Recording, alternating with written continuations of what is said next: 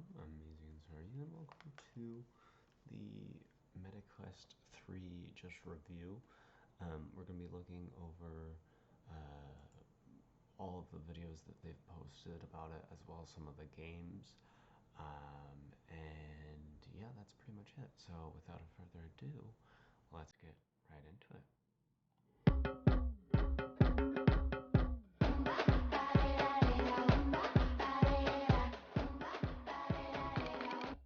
I like that they started with Dungeons and Dragons, or not Dungeons and Dragons, but the I forget what this game is called. Make it look easy, it's like riding a bike. Mr. Beast. Ghostbusters. Not Lego Builder.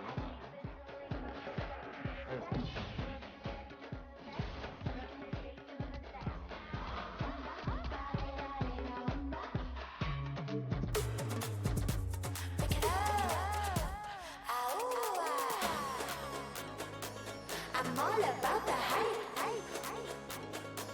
I'm all about the hype. 40% slimmer profile. Oh, it's way smaller than the MetaQuest 2. I'm all about the hype. I'm all about the hype. I'm all about the hype. Pick it up, pick it up, pick it up, pick it up, pick it up, pick it up. Pick it up, pick it up, pick it up. Oh. That was a Snapdragon. What was that?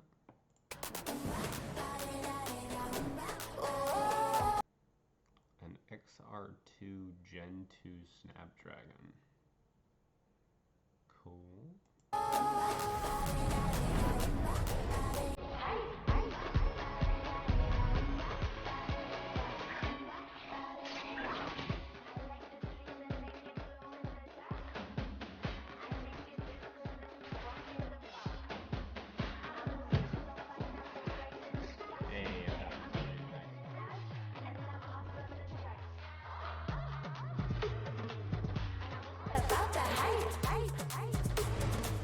I'm all about the hype.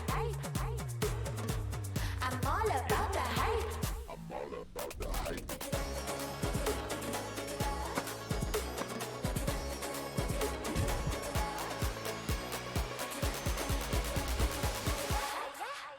Okay, cool.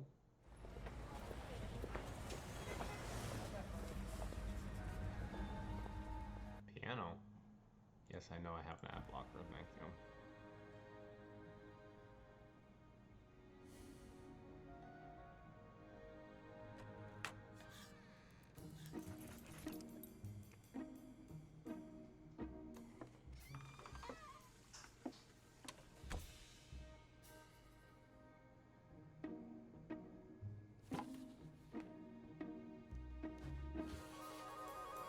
Okay, hold on. So they're looking at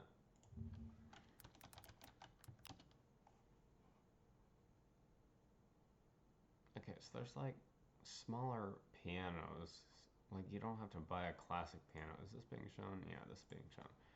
So they're looking at a piano.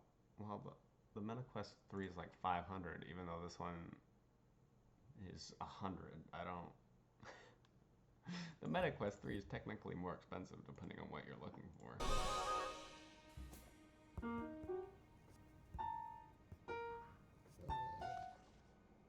It looks so dumb. Why are you playing Law Enforcement?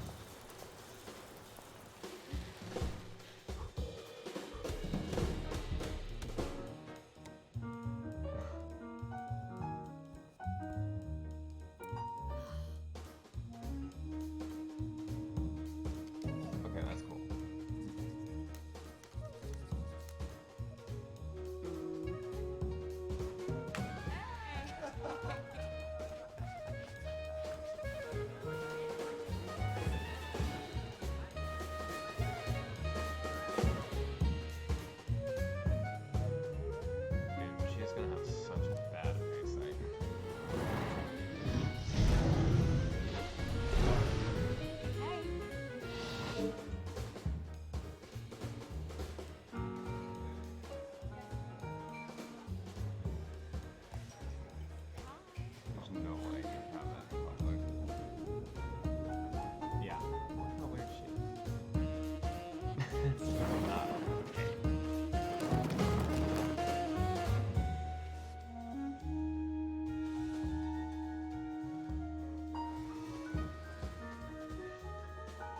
she's always on that thing. What the hell?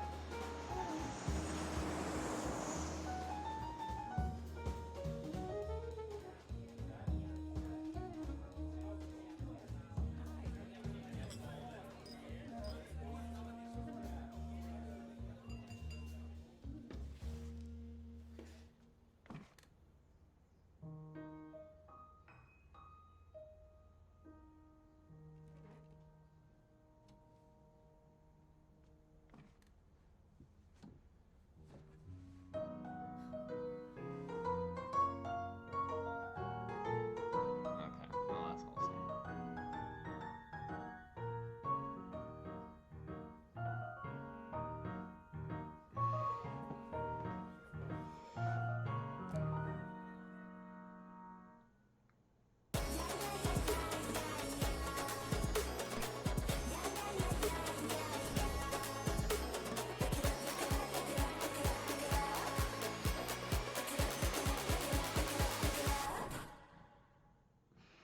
Okay, here's a quick one.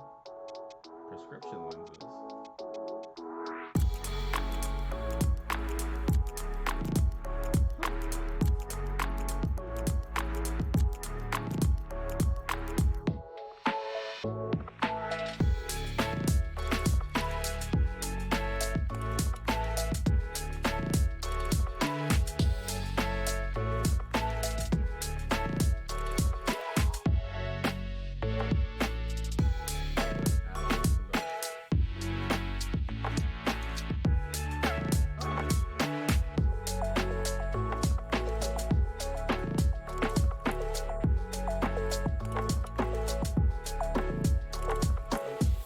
That'd make it so much easier than having to wear my glasses.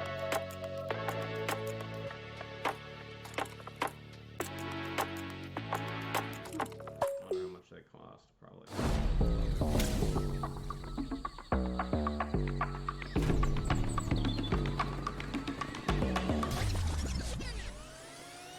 Yes, play this game.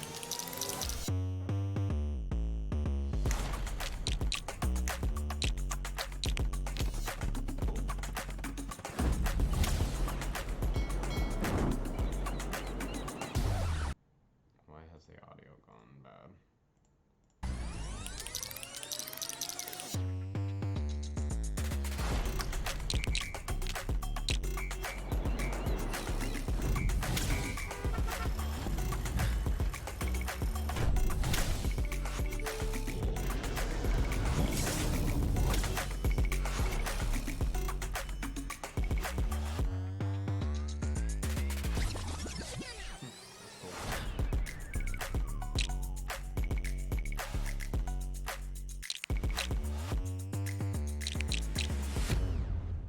Nice. So this is Roblox.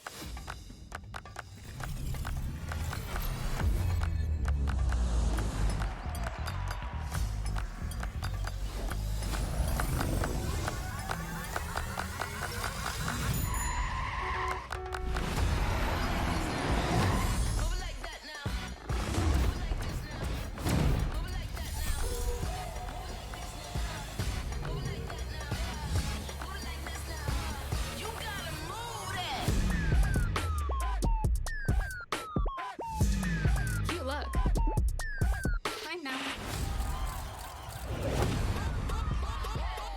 Oh.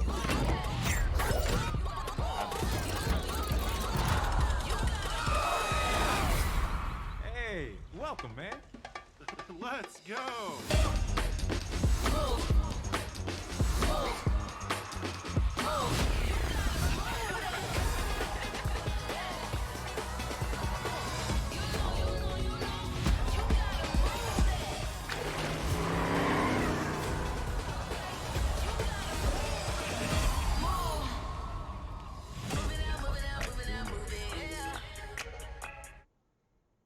Hello, everyone. I am Boz. I'm the CTO of Meta, and I'm joined today by our chief scientist, Michael Abrash.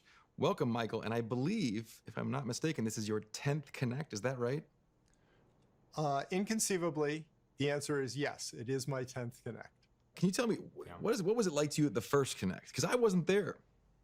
Well, the first Connect was actually one of the more remarkable experiences of my life. The energy around it, the buzz, it hadn't been clear to me at all how many people were really excited about this whole VR thing. You know, it had really been an under the radar kind of small group of people.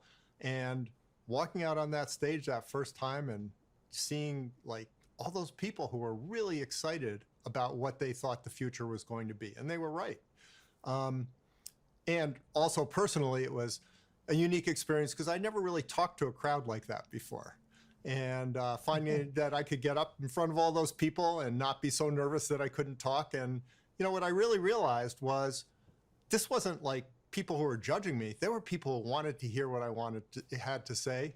They wanted to hear about where the future was going. And it was just a great experience.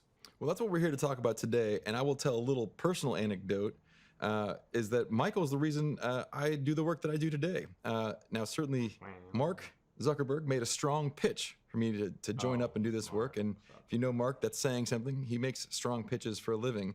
But he wasn't the decider. It was my conversation with Michael who really convinced me not only that I could do this work and be of some value, which I was skeptical of, but also that this was work that would not I'm getting emails. happen on its own. It would take the consistent application of force from people who believed in it to make it happen. First, I'll say the phrase that I really like for that is the myth of technological inevitability. Is that later, when you look back on things from decades later, it's like, well, of course, how else could it have happened? It would have happened no matter what. But while it's happening, people make it happen. Specific people, specific choices get made in specific paths. And, you know, we are making that happen. And the people who are coming to connect are really, that's the community that's making it real. So why don't you help us out? Talk people through what that vision is. What is that vision that we have been pursuing collectively now for more than a decade? It actually took me a few years to really fully understand this. And to explain it, I want to go back 50 years to Xerox PARC, the Xerox Palo Alto Research Center, and the development of the first personal computer. What they put together there in the form of the Alto really was the world that we live in today. 2D surfaces with bitmap graphics, a pointing device, and a keyboard. And they also invented Ethernet. They invented the laser printer, WYSIWYG word processing, object-oriented programming, really the full package. And for the last half century, we've been living in the world they created. That is a super powerful world, obviously. For example, anybody listening to this, I guarantee you have a supercomputer in your pocket or in your purse, right? Every single one of us does. We don't even have to ask. That's how much they changed the world. But it's only a partial step towards the real vision. And the real vision is a world in which we can mix real and virtual in any way we want to serve our needs, to meet our goals. And that is the thing that we're creating, where we can drive our perceptions and allow us to act in the way we do in the real world. You've laid out and have been working on for a long time now a bunch of research areas, the areas that you feel the status quo, the technology that we have today is insufficient to deliver in its completion. What are the key research areas that you've been focused on most lately? Yeah, that's a great point. That one thing I'll point out is that we all grew up in a world of Moore's law. We always knew there was going to be more compute next year. And the platforms have been consistent since Xerox PARC in the sense of, again, 2D surface, pointing device, keyboard. So that has kind of gotten us used to a world in which really everything's a software problem and the platform underneath it only changes in incremental ways. But what we're talking about here is really a change all the way from the bottom, where the hardware, the software, the applications all will evolve over time into much more powerful forms. You keep talking about the input modalities, this touching the keyboard and the pointing device. And, you know, these were things that were highly contentious in the 1950s and 1960s. You know, what were going to be the methodologies that people were going to use to get information to the computer. We since kind of zoomed in on one. Sure, we replaced the mouse for direct touch in the case of touchscreens, but otherwise we've been incredibly consistent for a long time, and those modalities just don't work in augmented and virtual reality. And so that's another area that is such a key piece that's so different from the previous generation of technology. Absolutely. In fact, that may end up being the most fundamental aspect of all, which is when you're walking around the world, you're not going to be popping up menus and pointing at them, right? You're not going to be tapping on surfaces all the time. What you want is you want the right thing to happen when you want it to happen. And that really comes down to a combination of being able to sense the world around you, of understanding your context, of having AI that can make sense of that to help you, and then of having this ultra low friction input that lets you act easily, intuitively, anytime, any place. All those pieces need to come together. So that's one of the big things that we have been working on developing. And we've talked many times publicly about EMG, electromyography, which I think is the future of how we will interact with the virtual world. It's something that lets us monitor the nerve impulses and small muscle movements in our wrists so that we can easily, privately, and with high bandwidth, interact with the digital world. For me, at least, this input story is an AI story. It's not just the sensing that you need on the wrist, ideally, to detect those signals. It's also the artificial intelligence required to decode those, have enough of a general model that the entire population can get started, and then be able to personalize that model. And we're talking about something called coevolution, which was foundational in the very earliest user interfaces being designed at Stanford Research Institute, was this idea of coevolution. But it was so hard to do back then that basically almost all the evolution had to happen on the side of the consumer. The machine couldn't really help. And with today's AI powers, we can actually really help adapt these models to each individual in the same way that we adapt people's news feeds to their personal preferences. Exactly. And you know, a way to think about it is that when you click on an icon on a screen, it feels like, well, it's just a simple action, but there's a huge amount of context that goes into it. What application are you running? What icon is it? It funnels down your awareness into the one place you want to make the choice so you can do it with one single one-bit action, basically. In the real world, that's much harder, right? The real world is way more complex. But what you can imagine is that contextual AI that you were talking about actually does that scoping for you. So again, you can use EMG to simply pick the thing that you want as opposed to having to sort through all the possibilities. So EMG all the way from the bottom up, you know, recognizing the nerve signals, customizing for each person, and then putting it all together to help you meet your goals. And the customizing for each person is a really interesting thing.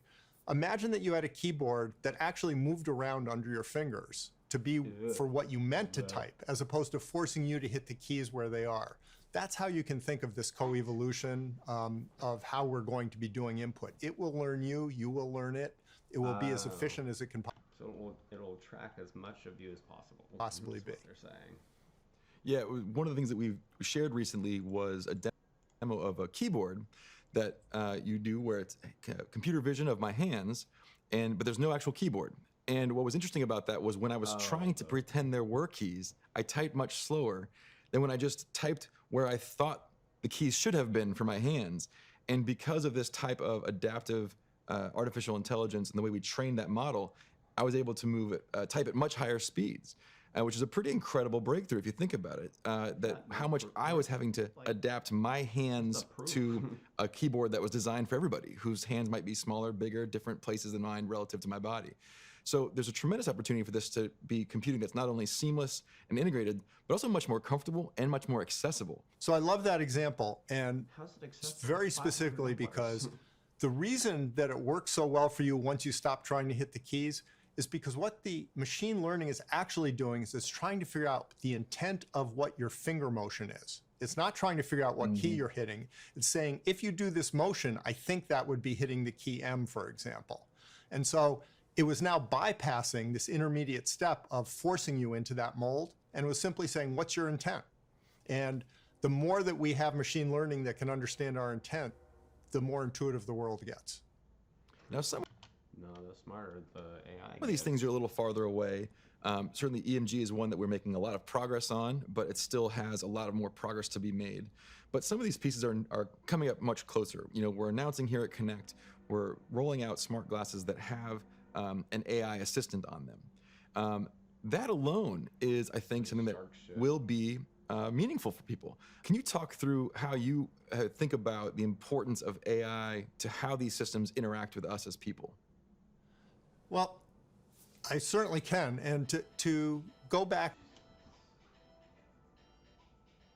to sort of the beginning, For a long time, what we've been working towards is making the glasses basically platforms that extend your perception, that extend your memory, even extend your cognition, help you think through things. And in order to do that, the first thing they need to do is to be able to be on when you need them to be on. So we're working on basically sensors that can work in all conditions, that work on low power, that can be basically aware of your context. And then on top of that, the idea was you would have AI with this very low friction input.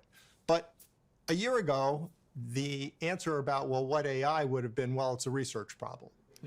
Now, That's right. LLMs have come along and they've answered that question, is that you put an LLM there and you make it multimodal as you described so that it can actually understand context. And all of a sudden, you have this interface that can start to act proactively on your behalf, that can start to anticipate your needs, that can scope down your choices, that can just make your life go more easily. Artificial intelligence is deep in many of the things that we do. We talked about computer vision. Computer vision was largely an artificial intelligence problem. We used, tremendous amount of training data and machine learning. One of my favorite applications of this is the progress that we're making on codec avatars. Can you talk to us about why these are so important for us and how they're working today? Sure. So the first thing I'll point out is that codec avatars are very much AI. I mean, they are entirely machine learned. Nobody's going to tell us what codec avatars are.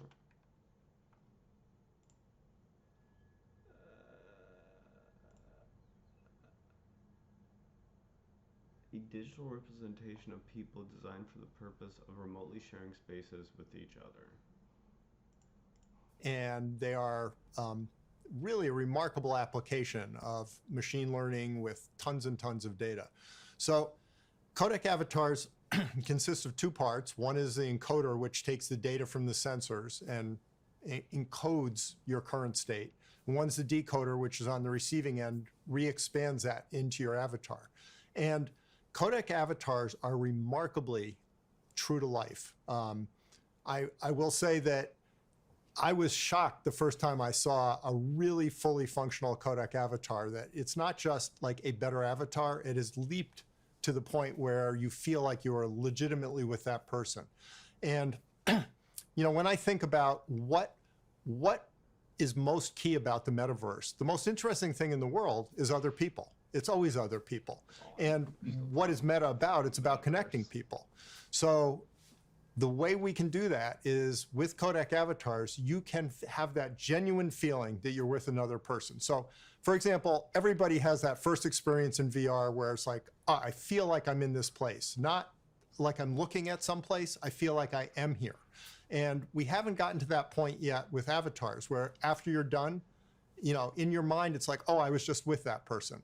But codec avatars fully have the potential to take us there. And so I think this may be one of the most important aspects of the metaverse really blossoming into its full potential, which is simply the ability to put people in the same space with other people in a way that feels fully real, fully meaningful. Yeah, one thing I've learned a lot about our research work over the last decade is a lot of times we're making incredible progress year over year, especially when we have such a clear vision of what we're trying to build, for example, in codec avatars. And sometimes that progress goes into, in the case of codec avatars, fidelity, into our ability to reproduce it. Sometimes it goes into the capture, our ability to build effective models from photons that captured in a sensor. And sometimes it goes into performance. One of the really exciting things that we've done over the last year is start to get codec avatars into a place where not only do they look fantastic and can they be captured effectively by somebody at home, but also that they can also be used on conventional, widely available hardware. And these are all three of these are incredibly hard problems, and they trade off against each other. And here we have a team solving kind of all three at once in parallel. And just so proud of the progress that we've made there, and something that we hope to continue to share more with people about as it becomes more available. One thing I think is useful to think about is how often in our conversations we are referencing not just the future we're trying to build, but also the history. It's easy to overlook the history of our field. It's a relatively young field. But most of us who are programming today, for example, came up at a relatively stable era of that field. Like you said, it's a pointing device, a keyboard, and a display, and that's it. It's all just 2D panels. In fact, I came up in the web era, And that was the easiest era maybe of all. Really write once, run anywhere kind of a time. And it has been so often important for us to revisit how that era came to be when we do this technology. I was hoping you could share with people you've actually got a great reading list, and maybe we'll publish it separately, but here we are live. What are a couple of books that you think are required reading for those in our community who want to understand how we got to where we are? So the seminal book, in my opinion, the book that really talks about the history from the very beginning up to the point where you can see the world that we live in kind of coming into existence, is The Dream Machine. The Dream Machine is technically a biography of J.C.R. Licklider, but sometimes goes for 30 or 40 pages without mentioning Licklider.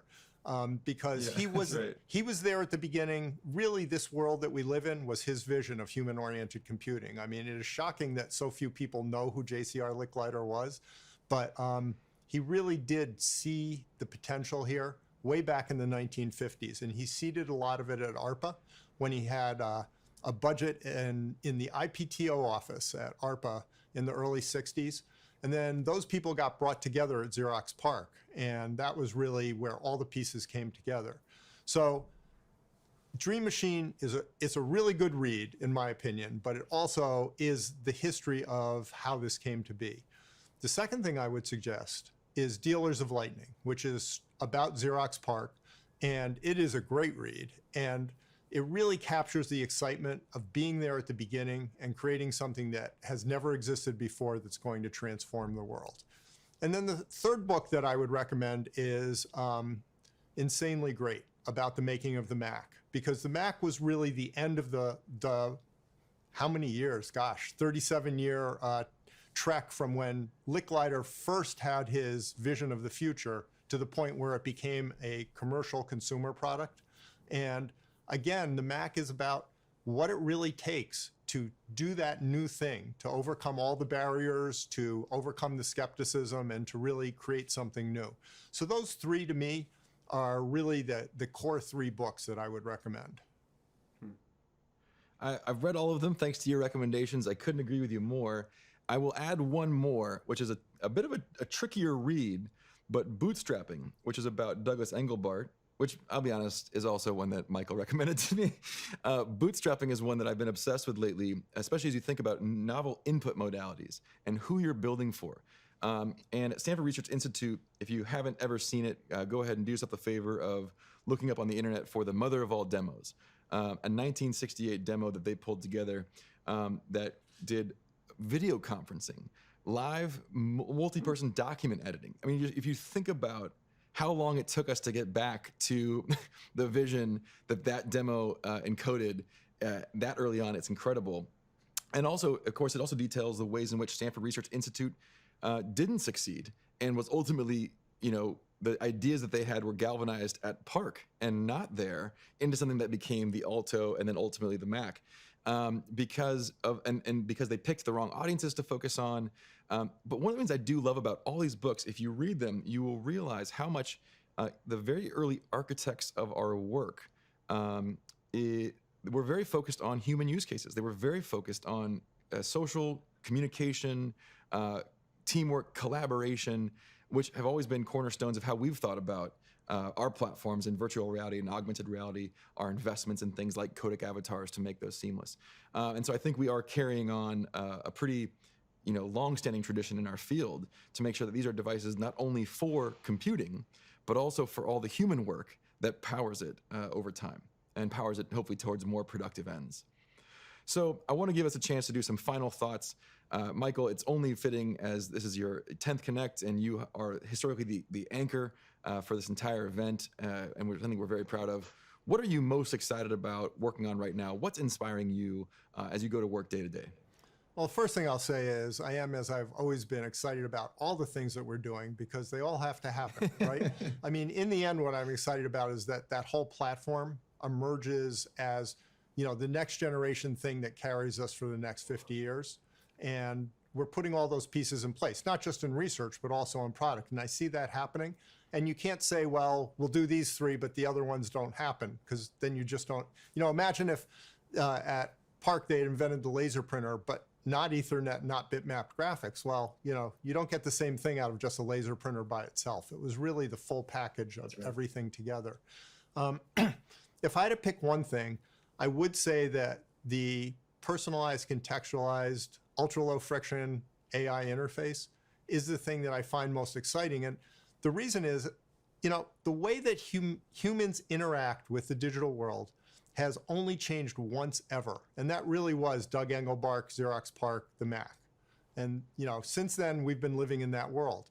And as we move into this world of mixing real and virtual freely, we need a new way of interacting. And so I feel that that has to be this contextualized AI approach. And getting that to happen is the thing that I find most exciting. I mean, it is a once in a lifetime, opportunity to really change the way that everybody lives. I share your enthusiasm about all this work, and I'm so glad to continue to be doing it with you all these years later. Thank you, Michael. Thanks. Yeah, right. What do people say about it? Nothing much, I guess. Interesting. All right. Well, we have a few more to go. Just like how to set stuff up. I'm actually not going to go through that because we don't need to look up how to set it up. If you need help with that, just look it up. But there is one more game trailer that I'm going to show. Clean Sheet VR.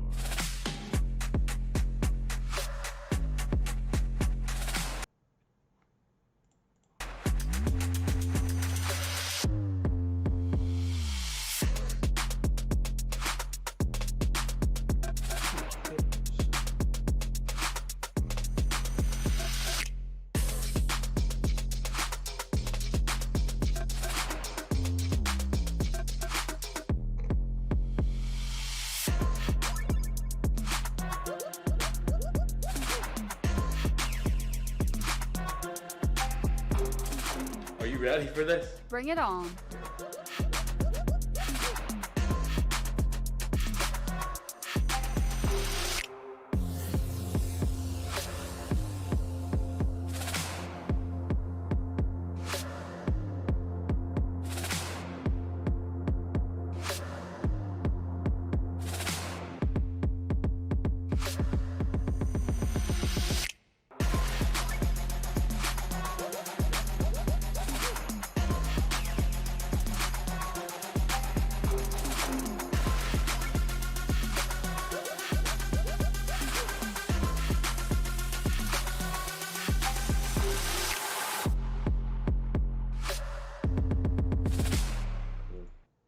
Alright, well that's everything.